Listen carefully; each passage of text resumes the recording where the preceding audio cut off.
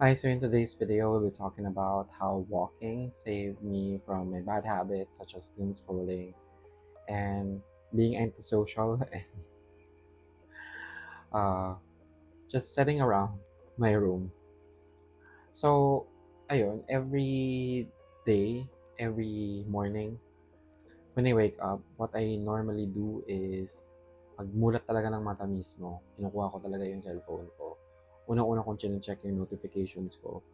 Pangalawa is yung messages. Pangatlo is yung mga apps. Kaya ng Facebook, Instagram, and TikTok.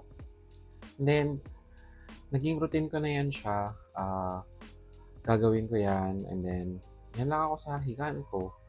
Scroll hanggang sa parang after waking up, parang 30 minutes has passed. Hindi pa rin ako bumabangon, doon pa rin ako. So, ganun siya everyday.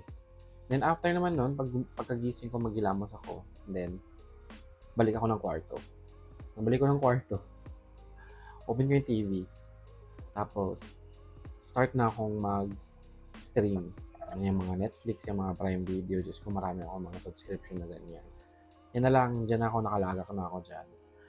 And that has been the routine every waking day, every waking moment. Ganun na talaga yung ginagawa ko. So, hindi ko alam. Naging very unhealthy yun siya na naging antisocial ako pagka may mga gustong puntahan sila mama, may mga gustong puntahan yung kapatid ko. Pag minsan, I skip because mas gusto ko mapag-isa, mas gusto ko nandito lang ako. Na I thought was normal, I thought it was okay, I thought na parang kere lang siya kasi parang alam niyo nagpapahinga ako. Kasi nga, during the week, I work night shift. So, during the morning, hindi talaga ako gising. And during nighttime lang talaga ako gising. And yun, I think that got me really disconnected with the people around me, especially here sa bahay. It got me disconnected uh, from my mother, from my partner, my brother. Sa halos lahat na nakatira dito. Bihira na nila ako makita. So, hanggang sa, alam mo yun, akala ko okay lang siya, akala ko normal. Pero, ayun, parang akala ko nakaka-relax yung ganun. Parang sige, since nandito lang naman tayo, since pagod naman tayo for the whole week, sige, magkulong tayo sa kwarto, ganyan-ganyan. So, hindi pala siya nakakaganda sa mental health natin. It's not good for our mental health simply because as humans, we need connection. And as humans, we need um, interconnectedness, if I'm using the correct term. Parang kailangan natin ng human touch. Ganyan. So, ayun, akala ko okay lang siya. Yun pala, yung ginagawa ko, it got me disconnected not only from the people around me, not only from society, but also from myself. Na unti-unti nang nawala yung identity ko as a person. And then, hindi ko napapansin yan. Parang all throughout the years, ganyan na parang ginawa ko ng personality ko and identity ko, yung pagiging introvert. Na hindi naman siya actually pagiging introvert. I'm isolating myself intentionally because I thought that was my identity, that was my personality as an individual. Na ngayon, nare-realize ko after, after making some changes and having this mindset shift, na hindi pala normal yung ginagawa ko. It's more so a stress response and an anxiety response. Parang I tend to shut everything out because, yun nga, I couldn't handle it anymore. Mentally, I wasn't really strong enough to face it. But then, something happened this year. Excuse me. So something happened this year that pushed me to better my life and push me to also change my ways and my habits. So it started actually half of the year, or in the second half of the year. Na noong July, excuse me, inubo ako. So, July, we were in Manila. My partner and I were in Manila. We were there. He has a lot of events. So I was there. Kasi nga work from home din naman ako, so I was able to uh, bring my work in Manila. So while we were there, actually did have a real health scare. I did have an internal bleeding. I was excreting blood. Yeah, yun na yun. I'm not gonna elaborate anymore. Parang there is blood in my tummy, and pag, when I pass things, there's blood. So we went to the hospital, and unfortunately, I didn't want to go through endoscopy or colonoscopy kasi nga, first and foremost, I wasn't financially prepared for the cost of that. Second is that natatakot ako. I don't want to be aware of anything. So what I did was, the doctor advised me to take some medication to control the acid in my stomach.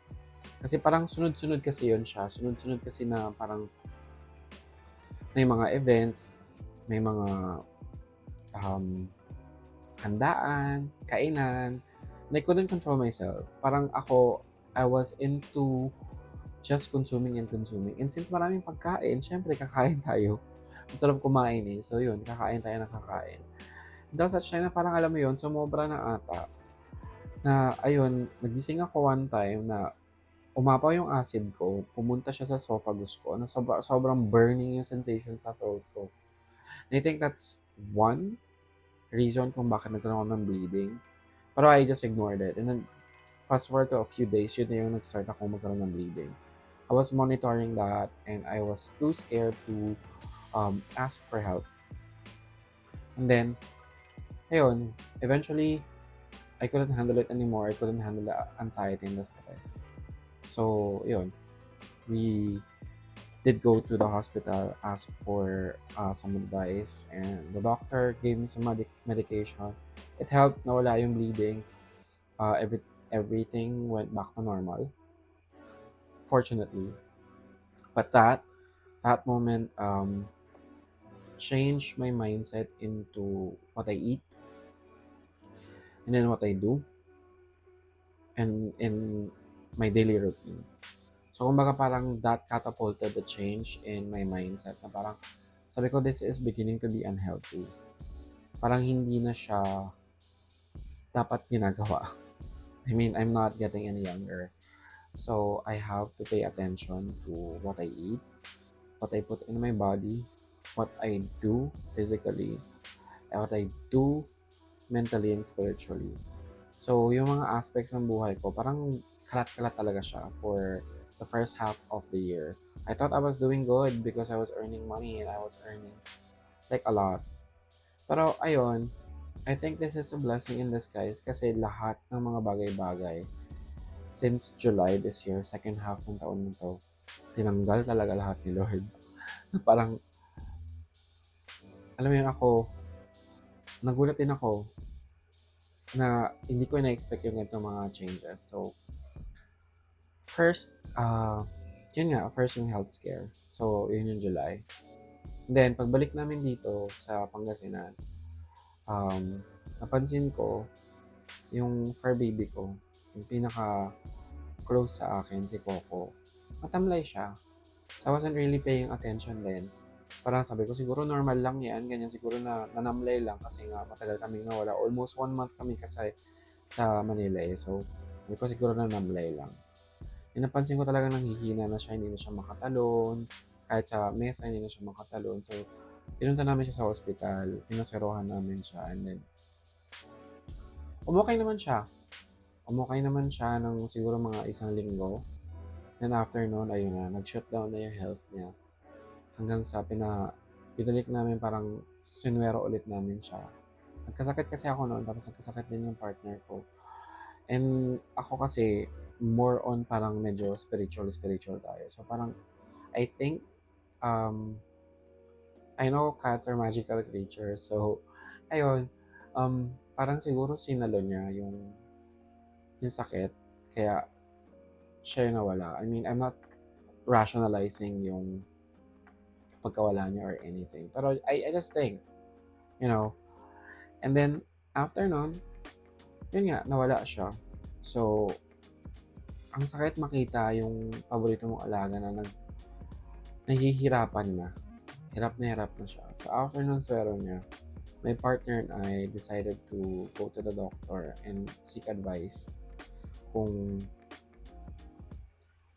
is it time to let go of Coco kasi wala na talaga, hindi na siya tumatayo, hirap na lang talaga siya kahit gusto namin siya mabuhay pa. Makita mo sa eyes niya eh. And I know for a fact that when you imprint on your pet, what normally happens is you kind of have that special connection na syempre yung mga hayop natin, yung mga pusa natin, yung mga alaga natin, mga fur babies natin, hindi naman nagsasalita yan. But somehow you understand them. You know, when you look at them, somehow you understand them. It's like they're talking to you through your head. So alam mo yung parang kinakausap ko siya and then talagang parang ayaw na talaga niya. Sabi niya parang tama na. Parang gano'n. Gano'n yung nababasa ko sa mata niya. So ayaw na talaga niya. Parang sabi niya, let me go. Ganyan. So, ayun. My partner and I decided to go to the vet and have his suffering ended. So, we put him down to sleep. Kasi ayoko nang mag-suffer siya eh. Because one of the stray cats here na inampun namin before, yun din, ganun na lang nangyari sa kanya. Naghihingalo din siya. And nakita ko kasi yun siya na parang naghihingalo ng isang buong araw. I thought na yung nagpaghihingalo niya siguro parang 1 hour lang. Pero it did take one whole day. One whole day siyang nangingisay doon. And sabi ng kapatid ko kasi parang pabayaan lang natin because we don't have, you know, enough to have it euthanized. Hindi ko pa rin talaga alam na we can put down a pet to sleep. So, yun. Ayokong mangyari yun kay Coco. Eventually, yung stray cat din nag-pass. Pero yun yung nakita ko and I remember that and I don't want that to happen to Coco. That's why it was a conscious decision between my partner and I to put him down because I don't want him to suffer anymore. Then na yun. Sobrang sakit nun. Sobrang sakit sa akin nun kasi for the past 6 years, siya lang yung naging parang reason ko to smile. Pag nakikita ko siya, he kisses me. And lagi siyang, alam mo yun, lagi siyang malambing sa akin. Ayun, sobrang hirap. Sobrang hirap nung nawala siya. Sobrang sakit. And I'm still coping up until now, to be honest. And after that, August, namatay din yung tito ko.